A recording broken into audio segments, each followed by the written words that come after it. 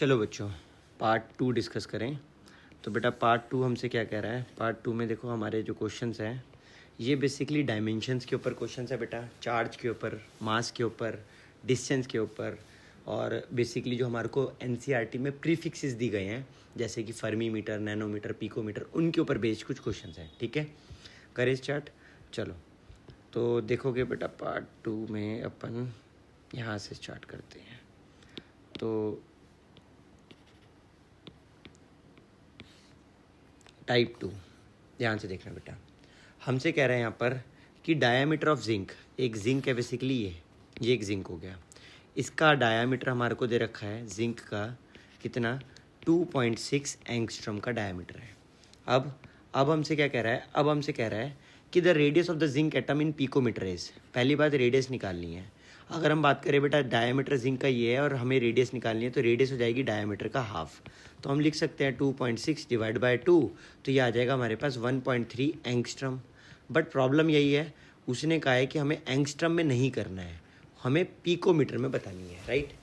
अगर हम देखें एंगस्ट्रॉम का मतलब क्या होता है, तो एंगस्ट्रॉम का मतलब होता है बेटा हमारे पास 10⁻⁻10 मीटर। हैप्पी। नाउ हमें चाहिए पिकोमीटर में, पिकोमीटर का मतलब होता है 10⁻⁻12, 10⁻⁻12 मीटर में। तो हम क्या करते हैं बेटा, हम यहाँ पर 10⁻2 से ऊपर और नीचे दोनों जगह मल्टीप्लाई एंड डिवाइड कर लेते हैं, क्योंकि पूरी मैथ्स में हम 1 से कहीं पे भी मल्टीप्लाई कर सकते हैं। हमें पता है बेस सेम होने के कारण पावर्स क्या हो जाएंगी, ऐड हो जाएंगी। अगर पावर्स ऐड हो जाएंगी तो हम इन दोनों को मर्ज करने पर हम लिख सकते हैं पिकोमीटर, राइट। और ये जो 10⁻2 है ये ऊपर आने पर बन जाएगा 10⁻+2, राइट। और ये बेसिकली मल्टीप्लाई होएगा 1.3 से, तो हमारे पास आ जाएगा 130 पिकोमीटर। आई होप समझ आ गया होगा। आगे इसके बाद क्या है बेटा, ये फर्स्ट पार्ट हमारा हो चुका है। सेकंड कह रहा है बेटा number of atoms present in the length of 1.6 centimetre if zinc atom are arranged lengthwise. बेटा हमसे क्या कहा जा रहा है, हमसे कहा जा रहा है कि ये जो एक हमारे को एक एटम दिया गया था जिंक का, राइट, ये जो हमें एक जिंक का एटम दिया गया था, इस एटम को बेसिकली हमसे लेंथ वाइज अरेंज करवा रहा है इस तरीके से, राइट। हमसे वो जानबूझ करके इस तरह से लेंथ वाइज जब हमसे अरेंज करा रहा है जिंक एटम्स को, तो उसके बाद वो हमसे कह रहा है कि बताओ कितने नंबर ऑफ जिंक के एटम जुड़ गए होंगे जब हमने उन्हें जोड़ा होगा लाइक दिस, और वो की लेंथ कितनी है हमारी, वो बेटा हमारी लेंथ दी गई है 1.6 सेंटीमीटर की। तो बेटा आप ज़रा ध्यान से देखना, 1.6 सेंटीमीटर की लेंथ दी गई है और कहा गया है ये पूरी लेंथ है, टोटल लेंथ। और हमसे कहा गया है कि एक इसमें कितने जिंक के मॉलिक्यूल आ गए होंगे, जिसमें कि हमारे को पता है बेटा जिंक का डायमीटर कितना है, जिंक का डायमीटर है बेटा 2.6 एंगस्ट्रॉम का। बेटा हम तो एक बात ये बचपन से जान रहे हैं, ये मेंसुरेशन वाले चैप्टर्स में 8th 9th में करते थे कि नंबर ऑफ एटम्स जो होंगे वो इक्वल होंगे total length divide by length of each atom, length of या diameter of each atom, diameter of each atom, जो कि ऑलमोस्ट सेम ही रहेगा सभी के केसेस में, एग्जैक्ट सेम रहेगा। तो बेटा 1.6, और इसे मीटर में कन्वर्ट करने के लिए, सेंटीमीटर को मीटर में कन्वर्ट करने के लिए 10⁻², राइट। और नीचे अगर हम देखें तो ये आ जाएगा बेटा 2.6 इंटू 10⁻10 मीटर, राइट। अगर हम देखें इस मीटर से मीटर कट जाएगा, नंबर की कोई यूनिट कभी नहीं होती। 1.6 से 2.6 कट जाएगा, 10⁻² से 10⁻10 कटेगा, तो 10⁻8 बचेगा, जो कि ऊपर आकर 10⁻+8 हो जाएगा, राइट। अगर हम 2 से कट करेंगे बेटा, तो 2 से कट होने पर ये 8 और 2 से कट होने पर ये 13, तो ये कहीं ना कहीं हमारे पास आ रहा है 8 डिवाइड बाय 13, और इसको जो है हम बोल सकते हैं 8 डिवाइड बाय 13, ये कहीं ना कहीं हमारे पास राउंड ऑफ होकर के आ जाएगा number of atoms equal to 6.154 into 10⁻7 atoms. बेटा मैंने राउंड ऑफ कर दिया है, बेसिकली ये पॉइंट में आ रहा था, मैंने एक ज़ीरो यहाँ से यहाँ कर दिया शिफ्ट, राइट। आगे बढ़ जाते हैं, इजी सा क्वेश्चन था। 2.37 नेक्स्ट क्वेश्चन हमसे क्या कह रहा है, 2.35। आओ बेटा देखे तेरा 2.35।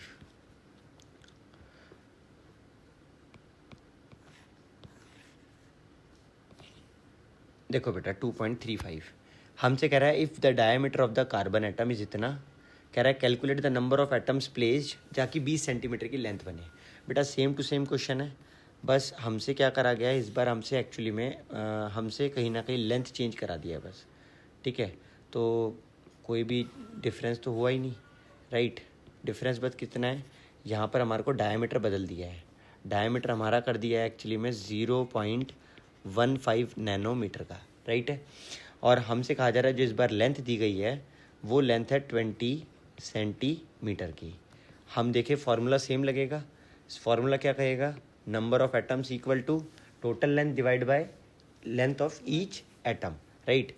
तो अगर हम देखें, हम लिख देंगे number of atoms equal to 20 centimetre, metre में बदलने के लिए 10⁻⁻², और ये मीटर में हो गया, और नीचे 0.15, और नैनो को मीटर में बदलने के लिए 10⁻⁹ मीटर, राइट। अगर हम देखें तो यहाँ पर कहीं ना कहीं 10⁻⁹, 10⁻² से कैंसिल होने पर 10⁻7 बचेगा, जो ऊपर आकर प्लस का बन जाएगा। पॉइंट हटाएंगे तो 2 0 आ जाएंगी, तो ये आ जाएगा बेटा 2000 डिवाइड बाई 15 इंटू 10⁻7। और जिसको अगर हम सॉल्व करें तो सॉल्व करने के बाद अपने पास कहीं ना कहीं ये निकल कर आएगा, ये वैल्यू 1.33 इंटू 10�9 एटम्स। बेटा मैंने ये एक्चुअली में साइंटिफिक नोटेशन में आंसर कर दिया है, राइट। नेक्स्ट क्वेश्चन पर आ जाते हैं। 2.35 के बाद जो हमारा एनसीईआरटी का क्वेश्चन है बेटा वो है 2.36, राइट। आओ बेटा डिस्कस करें इस क्वेश्चन को, क्या कह रहा है अपने से ये क्वेश्चन। देखिए बच्चों, ये क्वेश्चन हमसे क्या कह रहा है, देखो बेटा हमसे कह रहा है कि number of atoms of carbon. बेटा कार्बन के एटम्स कितने हैं, 2 इंटू 10⁸ एटम्स ऑफ कार्बन है अपने पास। एटम्स ऑफ कार्बन है जो अरेंज करे गए हैं साइड बाय साइड, लाइक जैसे हमारा ऊपर था ये इसी तरह से बेसिकली अरेंज करे गए हैं, राइट। और हमसे कह रहा है कि अगर टोटल लेंथ ये निकल कर आई है तो आपको डायमीटर और रेडियस बतानी है। पहले तो डायमीटर ही निकलेगा ऑब्वियसली कार्बन का, फिर उसके बाद हम क्या निकाल देंगे, रेडियस फाइंड आउट कर देंगे, राइट है। तो क्या, चलो सबसे पहले करें भाई। तो हम जानते हैं number of atoms equal to क्या रहेगा, total length divide by diameter of each atom, diameter of carbon atom. तो बेटा हम देखिए नंबर ऑफ कार्बन हमारे पास है 2 इंटू 10⁻, ये, और टोटल लेंथ जो है वो 2.4, जिसे हम लिख देंगे 2 इंटू 10⁻² मीटर में, और ये हमें निकालना है diameter of carbon. Cross multiply करें तो हमारे पास आ जाएगा diameter of carbon equal to 2.4 into 10⁻² divide by 2 into 10⁸, right, और वो भी मीटर में। अगर हम देखें तो ये चीज़ ऊपर जाएगा, ये हो जाएगा 1.2 इंटू 10⁻10 मीटर, राइट, जिसे हम लिख सकते हैं कहीं ना कहीं 1.2 एंगस्ट्रम। अगर डायमीटर ये है तो रेडियस जो हो जाएगा बेटा वो हो जाएगा इसका आधा, 0.6 एंगस्ट्रॉम, राइट। चलिए अब इसके बाद बेटा नेक्स्ट मूव करते हैं 2.36 के बाद, 2.36 के बाद 2.38 पर। बेटा क्या कह रहा है हमसे क्वेश्चन, ध्यान से देखना। 2.38 अपने से ये क्वेश्चन क्या कह रहा है बच्चों, देखो कह रहा है कि एक पार्टिकल है, एक पार्टिकल के ऊपर चार्ज मौजूद है इतना, एक पार्टिकल के ऊपर जो चार्ज मौजूद है बेटा वो है 2.5 इंटू 10⁻16 कूलोम का चार्ज, राइट। ये टोटल चार्ज है, और कह रहा है calculate the number of electron present on it. बेटा हमने एक फार्मूला पढ़ा था क्वांटाइजेशन ऑफ चार्ज से, हमने एक फार्मूला पढ़ा है क्वांटाइजेशन ऑफ चार्ज से, हमने एक फार्मूला पढ़ा है कि जो Q होता है बेटा वो इक्वल होता है number of electron into charge on electron के, राइट। जो Q इक्वल टू होता है वो number of electron into charge on electron के इक्वल होता है टोटल चार्ज। तो अगर हम देखें, हमें पूछा जा रहा है नंबर ऑफ इलेक्ट्रॉन कितने हैं। हमें ये ऑलरेडी पता है कि एक इलेक्ट्रॉन पर चार्ज होता है -1.6 इंटू 10⁻19 कूलोम का, राइट। तो अगर हम इस वैल्यू को यहाँ पर डाल दें, मतलब माइनस हम जनरली बस फॉर उसके कन्वेंशन के लिए लिखते हैं, तो अगर हम इस वैल्यू को यहाँ पर पुट करें तो हमारे पास आ जाएगा total charge 2.5 into 10⁻16 equal to number of electron हमें फाइंड आउट करने हैं, और इलेक्ट्रॉन के ऊपर जो चार्ज है वो है 1.6 इंटू 10 की पावर माइनस 19, राइट। तो हम देखेंगे यहाँ से हमारे पास आएंगे number of electron equal to 2.5 into 10 की power minus 16 divide by 1.6 into 10 की पावर माइनस 19, राइट। अगर हम देखें तो हमारे पास ये सॉल्व होने पर कहीं ना कहीं 16 से ये 19 सॉल्व होगा तो 10 की पावर माइनस 3 बचेगा। ये पॉइंट से पॉइंट कैंसिल हो जाएंगे और ये आ जाएगा 25/16 और ये कहीं ना कहीं हमारे पास सॉल्व होने के बाद बेटा आएगा 1560, राइट। हाँ, ये चीज़ ऊपर जाकर +3 बन जाएगी तो हमारे पास जो टोटल नंबर ऑफ इलेक्ट्रॉन निकल कर आएंगे वो होंगे 1560.3 इलेक्ट्रॉन, जिसे हम राउंड ऑफ करके कहीं ना कहीं कह सकते हैं कि आप तो जानते हो कभी भी पॉइंट में तो इलेक्ट्रॉन होते नहीं, तो हम ऑलमोस्ट कह सकते हैं 1560 या 1561 तो नहीं कह सकते, ऑब्वियसली 5 से छोटा है तो इतने ही इलेक्ट्रॉन हो जाएंगे, राइट है। आया समझ, कोई डाउट नहीं है, बढ़ जाए आगे हम, ठीक है। अब नेक्स्ट क्वेश्चन पर है बेटा, अपने से क्या कह रहा है, देखो 2.38 के बाद जो हमारा नेक्स्ट क्वेश्चन है 2.39, right. Millikan oil drop experiment के ऊपर बेस्ड है। हमें पता है मिलिकन ने क्या पता लगाया था बेटा, कि मिलिकन ने charge and electron find out करा था, याद करो।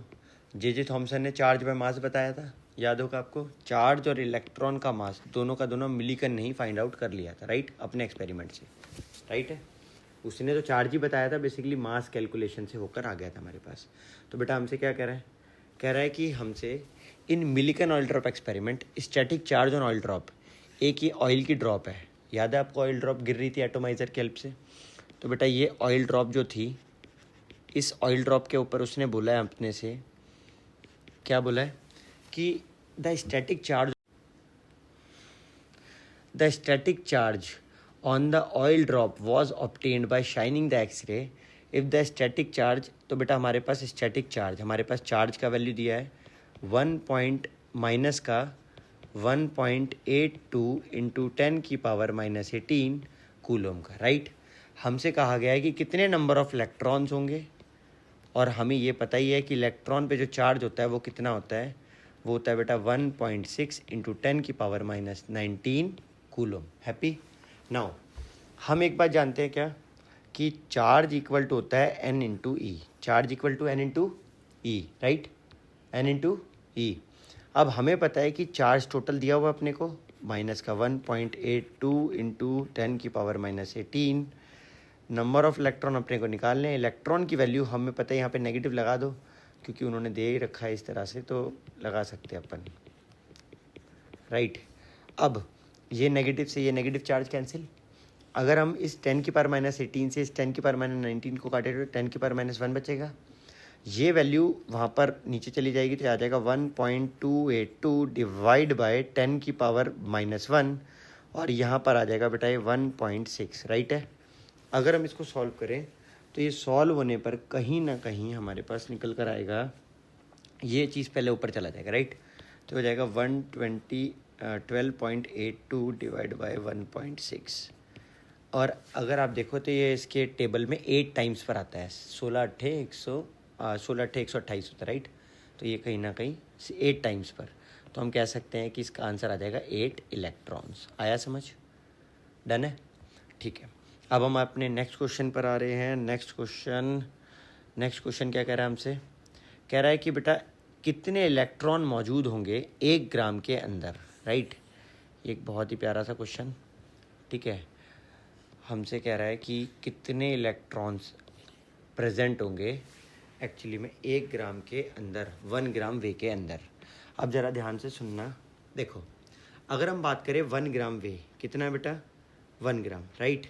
अब ज़रा ध्यान से देखना, आपको ना इसके लिए ना छोटा छोटा इन्फॉर्मेशन का रिक्वायरमेंट होगा, सुन रहे हो। इसने बोला calculate the mass of electron that will weigh 1 gram, कितने इलेक्ट्रॉन जो है वो 1 ग्राम बनाएंगे, ठीक है, यही हमसे कह रहा है। अगर मैं आपसे बोलूँ कि एक इलेक्ट्रॉन का मास कितना है, तो आप बोलोगे एक इलेक्ट्रॉन का मास होता है 9.1 इंटू 10 की पावर माइनस 31 kg, राइट, यही है। और नंबर ऑफ इलेक्ट्रॉन जो एक्चुअली में 1 ग्राम बनाएंगे। अब एक बार अगर मैं आपसे बोलूँ कि 9.1 इंटू 10 की पावर माइनस 31 kg केजी को अगर मैं ग्राम में करता हूँ तो ये आप जानते हो यहाँ पे 1000 से मल्टीप्लाई हो जाएगा, ग्राम में बन जाएगा। तो मैं कह सकता हूँ कि इतना जो है बेसिकली वो 1 ग्राम 1 इलेक्ट्रॉन को रिप्रेजेंट करता है, राइट। और मैं अगर बोलूँ इतना ग्राम अगर 1 इलेक्ट्रॉन को रिप्रेजेंट करता है तो 1 ग्राम जो है वो उसमें कितना इलेक्ट्रॉन होगा।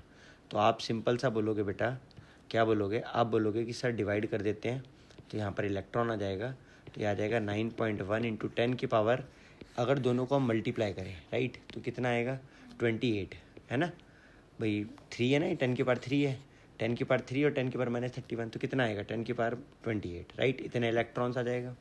अगर मैं इसे सॉल्व करूँ तो बेटा ये सॉल्व होने पर ये वैल्यू कहीं ना कहीं मेरे पास आएगा निकल करके, कहीं ना कहीं ये आएगा 1.0976 इंटू 10 की पावर 27 इलेक्ट्रॉन। मतलब कि बेटा सोचो इतने इलेक्ट्रॉन जब मिलते हैं तब जाके वो 1 ग्राम वजन बना पाते हैं, 1 ग्राम वेव फॉर्म करते हैं। समझ आ रहा है आपको?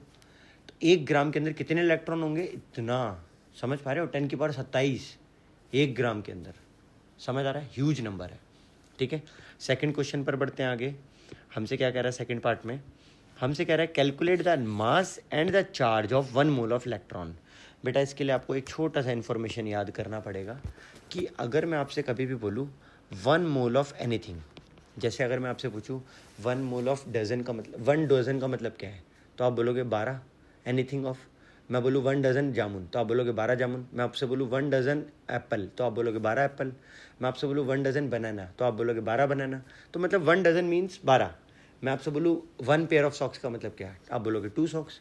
अगर मैं आपसे बोलूँ 1 व्हीकल का मतलब क्या है, तो आप बोलोगे 4 टायर्स, जनरली कार की बात हो रही होगी। तो इसी तरह से 1 मोल ऑफ एनीथिंग का मतलब क्या है, तो 1 मोल का मतलब होता है 6.022, बोलो 1 mole of species, right, 1 mole of any species equal to 6.022 into 10 की पावर 23 स्पीशीज़। हाँ या ना, समझ आ गया? अगर आप बोल रहे हो कि आपको समझ आ गया तो अब ज़रा ध्यान से देखना। इसने हमसे बोला कि हमारे को मास और हमें चार्ज बताना है, वो भी 1 मोल इलेक्ट्रॉन का। तो 1 मोल इलेक्ट्रॉन का मतलब क्या है यार, 1 मोल 1 मोल इलेक्ट्रॉन्स का सिंपल सा मतलब है कि 6.022 इंटू 10 की पावर 23 इलेक्ट्रॉन्स। और अगर हमसे इतने इलेक्ट्रॉन्स का मास और इतने इलेक्ट्रॉन्स का चार्ज मांग रहा है, हमें पता है कि 1 इलेक्ट्रॉन पे अगर मैं बोलूँ 1 इलेक्ट्रॉन पे कितना चार्ज है, तो आप बोलोगे 1 इलेक्ट्रॉन पे 1.6 इंटू 10 की पावर -19 कूलम चार्ज है।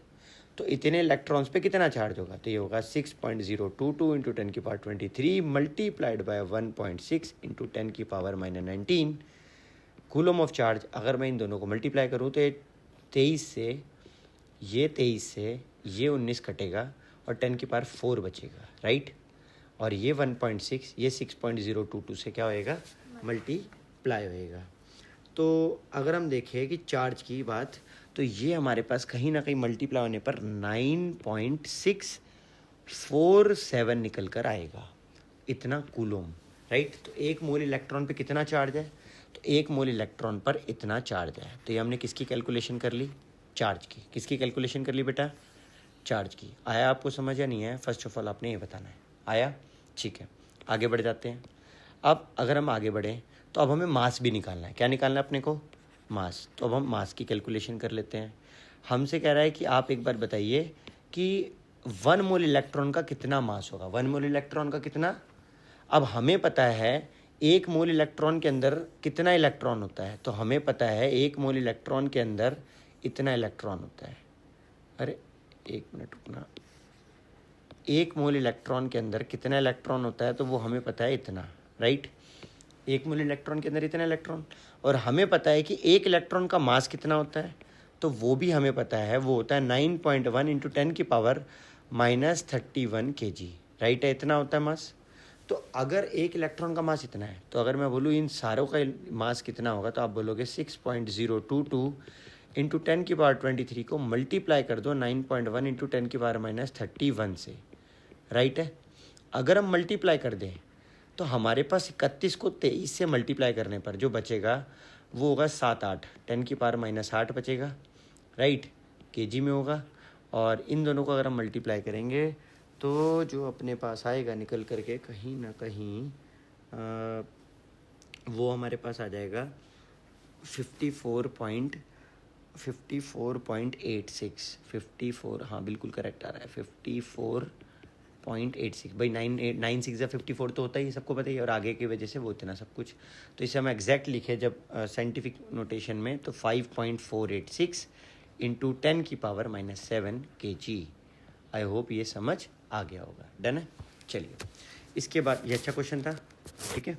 आगे इसके बाद हमसे क्या कह रहा है, हमसे कह रहा है कि एक नेक्स्ट क्वेश्चन है और भी प्यारा क्वेश्चन है, इससे भी ज़्यादा प्यारा है, ठीक है। थोड़ा सा और हिल जाएगा दिमाग, ठीक है ये, क्योंकि बढ़िया क्वेश्चन है। ध्यान से देखना, इसके लिए मेरे को एक पेज और लगेगा, इसे मैं चाहता हूँ पूरा एक पेज पर करूँ प्रॉपर, ठीक है। तो इसे मैं यहाँ पर करूँगा। इसके बाद अगर कोई और भी क्वेश्चन है तो पहले मैं वो करना चाहूँगा। है कोई? नहीं। हमसे एक ये 2.40 है, ये 2.40 में हमसे क्या कह रहा है, एक बार ये देख लेते हैं बेटा। 2.40 में हमसे कह रहा है कि देखो, in a Rutherford experiment generally the thin foil of heavy atom like gold, platinum were bombarded by alpha particle. If thin foil of light atoms of like aluminum is used, what would be the difference observed from the above result? बेटा देखो, इस question को भी मैं समझा देता हूँ, लिख देता हूँ। इसको अपन हम ये तो हम ऊपर कर लेते हैं, ठीक है। पहले हम इसको कर लेते हैं, लास्ट में वो वाला क्वेश्चन अटैम्प्ट कर लेंगे, राइट है। ध्यान से देखना, देखो भाई क्या कह रहा है, कह रहा है कि अगर हम गोल्ड के प्लेस पर, अगर हम बोल रहे हैं इंस्टेड ऑफ गोल्ड अगर हम यूज़ करते सिल्वर तो क्या होता, व्हाट हैपेंस, राइट। तो ध्यान से सुनना, हैवी मेटल जैसे कि गोल्ड, प्लेटिनम, इनके न्यूक्लियस हैवी होते हैं। तो याद रखना, ये जो जैसे हैवी मेटल है, गोल्ड हो गया, ठीक है, प्लेटिनम हो गया, इनके न्यूक्लियसिस क्या होते हैं, हैवी। इनके न्यूक्लियसिस क्या होते हैं, हैवी, ठीक है। अब इनके जो न्यूक्लियस हैवी हैं तो इनमें large amount of positive charge होता है। इनके न्यूक्लियस हैवी का मतलब क्या है, लार्ज पॉजिटिव चार्ज। क्या बोला मैंने, large positive charge inside nucleus, inside nucleus. आ रहा है आपको समझ, राइट है, राइट है, ठीक। तो बोलो जल्दी से, गोल्ड और प्लेटिनम इनके न्यूक्लियस हैवी हैं, इनके अंदर क्या मौजूद है, large positive charge, large positive charge. तो उसने इसी वजह से मोस्ट ऑफ देम, जो जितने भी मैक्सिमम अल्फा पार्टिकल थे वो क्या चले गए, सीधे चले गए विदाउट मच इफेक्ट। सम हाउएवर अगर डिफ्लेक्ट, और कुछ एक्चुअली में बाउंस बैक करें, बट अगर हम लाइट एलिमेंट यूज़ करें, ये लाइट एलिमेंट है, क्या ये लाइट एलिमेंट, तो सिल्वर बहुत लाइट होता है, इसका जो न्यूक्लियस है, न्यूक्लियस भी इसका कैसा रहेगा, लाइट रहेगा, यानी कि उसके अंदर भी कहीं ना कहीं क्या रहेगा, लेस पॉजिटिव चार्ज है। उसके अंदर क्या है, लेस पॉजिटिव चार्ज, क्या मौजूद है उसमें, लेस पॉजिटिव चार्ज, जिसकी वजह से क्या होगा, याद रखना, इधर सुनो, जिसकी वजह से क्या होगा, number of alpha particle deflected जो होंगे वो एक्चुअली यहाँ पर जो होंगे ना, मतलब बेसिकली आपने याद रखना है, अगर हम aluminium foil is use, the number of alpha particle deflected back और those deflected by small angles will be negligible. तो यहाँ पर जो डिफ्लेक्ट होंगे या फिर वो जो एक्चुअली में बाउंस बैक वगैरह करेंगे वो सब क्या होंगे, नेग्लिजिबल होंगे। समझ आ रहा है, मैं फिर से बोल रहा हूँ, सुन लो। हैवी मेटल जैसे कि गोल्ड हो या प्लेटिनम हो, इनका न्यूक्लियस हैवी है, इनके अंदर लार्ज पॉजिटिव चार्ज है, जब बीम ऑफ अल्फा पार्टिकल जाते हैं विदाउट मच इफेक्ट, ठीक है। तो याद रखना, most of them pass through without much effect. वो क्या होते हैं, मैक्सिमम लोग पास हो जाते हैं विदाउट मच इफेक्ट। कुछ लोग एक्चुअली में डिफ्लेक्शन करते हैं बाय सम एंगल, क्योंकि उनमें इनॉर्मस रिपल्सिव फोर्स फील होता है, बट क्योंकि ये लाइट मेटल है, इसके अंदर इतना पॉजिटिव नहीं होगा, तो इसमें इनॉर्मस रिपल्सिव फोर्स फील नहीं होगा। और अगर वो रिपल्सिव फोर्स ही फील नहीं होगा तो क्या कोई बाउंस बैक करेगा, क्या कोई डेविएट करेगा, नहीं करेगा। समझ आ गया। अब हमारे अपने लास्ट क्वेश्चन पर, ये वाला क्वेश्चन बहुत बढ़िया क्वेश्चन, अब जरा ध्यान से देखना। देखो 2.2, ठीक है, क्या कह रहा है, अब देखो बढ़िया क्वेश्चन है। अपने से कह रहा है कि calculate the number of electron present in 1 mole of methane, ठीक है। अगर मैं बात करूं, ध्यान से सुनना, अगर मैं बोलूँ 1 मीथेन ही है, 1 मॉलिक्यूल ऑफ मीथेन है, मैं बोलूँ बस सिर्फ एक ही मीथेन है, एक मॉलिक्यूल ऑफ मीथेन है, 1 मॉलिक्यूल ऑफ मीथेन है, तो आप देखोगे एक मीथेन के अंदर एक कार्बन है, 4 हाइड्रोजन है, तो टोटल एक कार्बन के अंदर बेसिकली 6 इलेक्ट्रॉन है, हाइड्रोजन के अंदर बेसिकली 1 इलेक्ट्रॉन है, तो टोटल 4 इलेक्ट्रॉन हो गया भाई, 4 है ना, तो 4 इलेक्ट्रॉन टोटल कितना हो गया, अगर हम बोले नेट तो 10 इलेक्ट्रॉन हो गया एक मॉलिक्यूल में। बट अब मेरी बात सुनो, आप एक बात जानती हो कि 1 मोल ऑफ, अगर हम बात करें 1 मोल ऑफ मीथेन के अंदर, आप जानते हो 1 मोल ऑफ मीथेन के अंदर 6.022 इंटू 10⁻23 मॉलिक्यूल होंगे ऑफ मीथेन, है या ना? इतने मॉलिक्यूल ऑफ मीथेन होंगे। तो और आप जानते हो अगर 1 मोल में इतने होंगे और हमें एक के अंदर 10 मिले, तो इतनों के अंदर 1 मोल के अंदर कितने इलेक्ट्रॉन मिलने वाले हैं? तो वो हमारे को मिल जाएंगे कहीं ना कहीं 6.022 इंटू 10⁻24 इलेक्ट्रॉन्स मिल जाएंगे, राइट, टोटल। बट हमसे यही मांगा गया था द टोटल नंबर, हाँ ये तो नहीं, find the total number of electron present in 1 mole of methane. हाँ पहला तो मेरे ख्याल से बिल्कुल करेक्ट है, यस एकदम करेक्ट है। आगे समझ आपको कोई डाउट नहीं है? तो ये फर्स्ट पार्ट हमारा हो चुका है, ठीक है। अब हम आ जाते हैं सेकंड पार्ट पर। क्या कह रहा है? कह रहा है टोटल नंबर फाइंड करना है, टोटल नंबर को एंड टोटल मास को न्यूट्रॉन के जो 7 मिलीग्राम ऑफ कार्बन 14 के अंदर मौजूद है, राइट। कितना गिवन मास है? 7 मिलीग्राम।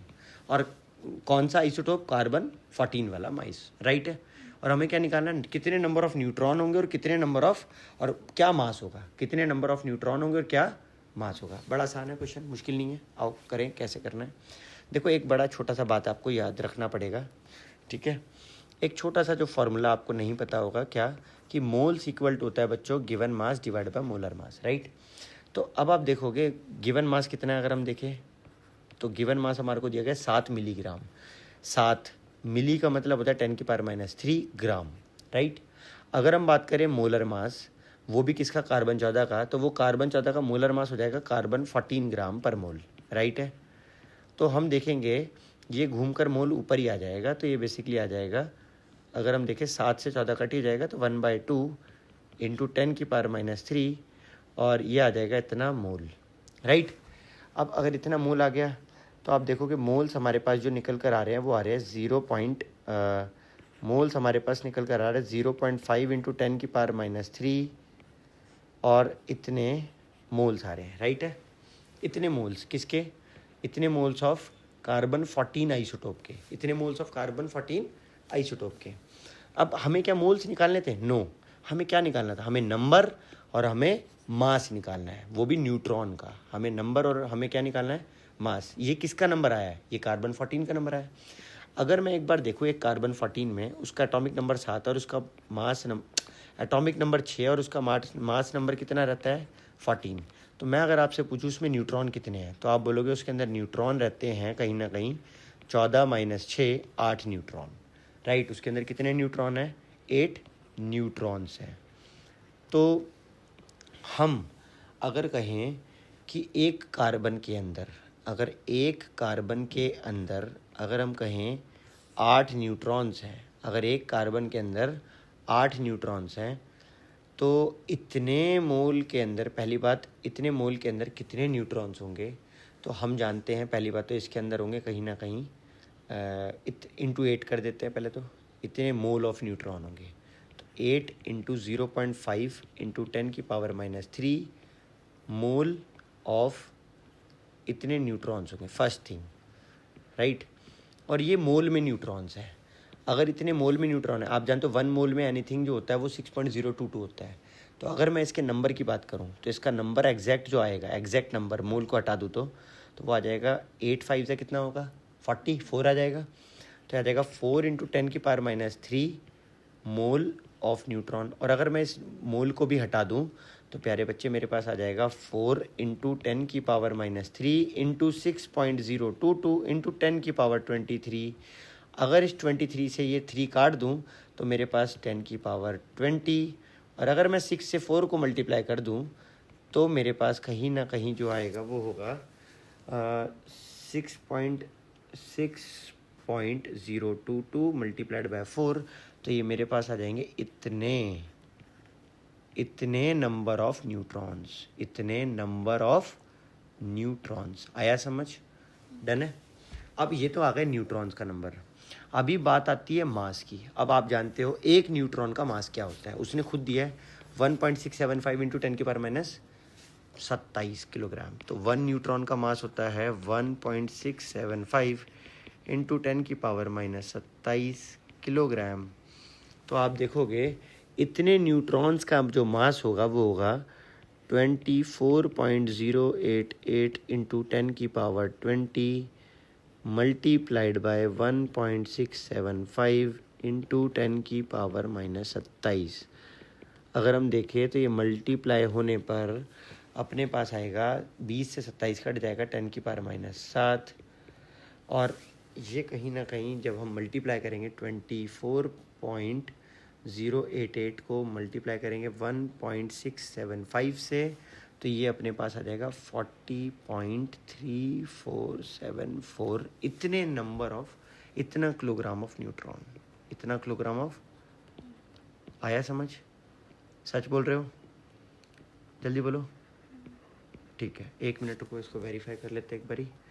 तो अपना जो मास आया है न्यूट्रॉन का वो है 10 की पावर हमारा 40 है, उसका 10⁻⁻6 की टर्म्स में उसका हमारा और उसका सेम है। डन है। तो उसने जो पीछे लिखा हुआ है वो लिखा हुआ है 4.0347 इंटू 10⁻⁻6 किलोग्राम। हैप्पी? अब अगर हम बात करें चार्ज का तो पक्का वो भी करेक्ट ही होगा, नंबर का भी, क्योंकि नंबर भी उसी से आया निकल कर, तो बिल्कुल राइट है। इसे अगर हम साइंटिफिक तरीके से लिखे तो हम लिख देंगे 2.4088 इंटू 10⁻21। हैप्पी? अब हमारे हैं पार्ट 3 पर, लास्ट पार्ट, उसके बाद हम इस वीडियो को एंड करेंगे बच्चों। ठीक है, last part of the video क्या कह रहा है बच्चों? ध्यान से देखना। कह रहा है हमसे total number and total mass of proton आपको निकालना है, फाइंड करना है। एक तो टोटल नंबर कितने प्रोटॉन के और कितना मास है प्रोटॉन का 34 मिलीग्राम ऑफ NH3 पर, राइट। तो अब जरा ध्यान से देखना, 34 मिलीग्राम ऑफ NH3। देखो बेटा, हमें जो इन्फॉर्मेशन दिया गया वो हमसे मांगा गया नंबर, फर्स्ट थिंग, और बेटा जो सेकंड थिंग है total mass of proton, number of proton and mass of proton हमसे मांगा गया है। और हमसे क्या कहा गया है? हमसे कहा गया है, हमारे को दिया गया 34 मिलीग्राम ऑफ NH3। तो गिवन मास हमें दिया गया है NH3 का 34 मिलीग्राम। हम एक बात जानते हैं, क्या जानते हैं अपन, कि मोल्स ऑफ NH3 इक्वल होगा given mass of NH3 divide by molar mass of NH3 के, राइट। अगर हम देखें तो मोल्स ऑफ NH3 जो होगा बेटा वो गिवन मास कितना है 34 मिली का मतलब 10⁻³ ग्राम, राइट। और अगर हम मोलर मास की बात करें NH3 के, नाइट्रोजन का मास रहता है बेसिकली 14 ग्राम पर मोल, हाइड्रोजन का 3, टोटल होने पर 17 ग्राम पर मोल आएगा, टोटल होने पर 17 आएगा मास हमारा निकल करके ग्राम पर मोल, राइट। अगर हम देखें इस 17 से 34 कटेगा, 2 आएगा। अगर हम देखें तो हमारे पास मोल्स ऑफ NH3 निकल कर आएंगे, वो आएंगे 2 इंटू 10⁻³ मोल निकल कर आएंगे। तो हमारे पास नंबर ऑफ NH3 कितने निकल कर आए हैं 2 इंटू 10⁻3। बट रुक जाओ, आप एक बात जानते हो, एक नाइट्रोजन में कितने प्रोटॉन्स होते हैं? तो आप जानते हो एक नाइट्रोजन में 7 प्रोटॉन्स होते हैं। एक हाइड्रोजन में कितने प्रोटॉन्स होते हैं? 3। मतलब एक में एक होता है तो 3 हाइड्रोजन में 3। तो टोटल प्रोटॉन्स कितने आ गए अपने पास? 10 प्रोटॉन्स, राइट। तो हम एक बात कह सकते हैं कि एक अमोनिया के अंदर टोटल 10 प्रोटॉन्स हैं। एक अमोनिया के अंदर 10 प्रोटॉन्स हैं। तो हम कह सकते हैं, पहली बात, अगर हम कहें इतने NH3 का मतलब है बेटा हमारे पास कितना है, इसका मतलब है 2 इंटू 10⁻³ इंटू 6.022 इंटू 10⁻23 इतने अमोनिया, राइट। अगर हम देखें तो इससे ये कहीं ना कहीं कट जाएगा और ये बचेगा 10⁻20, और अगर हम ये दोनों मल्टीप्लाई कर दें तो आ जाएगा 12.044, राइट। इतने NH3 हमारे पास मौजूद है और एक NH3 में 10 प्रोटॉन है। तो अगर हम बोलें इतने में कितने प्रोटॉन होंगे, तो हम बोले कि इतने में इंटू 10 कर दे अगर हम, तो हमारे पास बेटा एक्चुअली में 12.044 इंटू 10⁻21 प्रोटॉन्स मौजूद होंगे, राइट है। जिसे मैं अगर तमीज़ से लिखूँ तो मैं इस तरह से लिख सकता हूँ साइंटिफिक फिगर में 10⁻22 प्रोटॉन्स, राइट है। समझ आ गया? कोई एतराज़ नहीं है? पहली चीज़ हमें बताना था नंबर ऑफ प्रोटॉन, दूसरा हमें बताना था मास ऑफ प्रोटॉन। हम जानते हैं कि एक प्रोटॉन का मास अपने को हमें बताया गया है कि वो होता है, बेटा हमें वैसे दिया गया है ये तो, कि प्रोटॉन का मास नहीं दिया, ओके कोई नहीं, हम जानते हैं इससे थोड़ा सा कम होता है, 1.672 के आसपास कुछ रहता है, राइट। तो अगर मैं देखूं कि प्रोटॉन का जो मास हमारा रहता है वो रहता है 1.6726 इंटू 10⁻⁻27 किलोग्राम, राइट, इतना हमारा मास रहता है। तो बेटा अगर इतने प्रोटॉन्स का अगर हमें मास निकालना हो तो बेसिकली हमें मल्टीप्लाई करना होगा किससे, 1.6726 इंटू 10⁻⁻27 किलोग्राम से।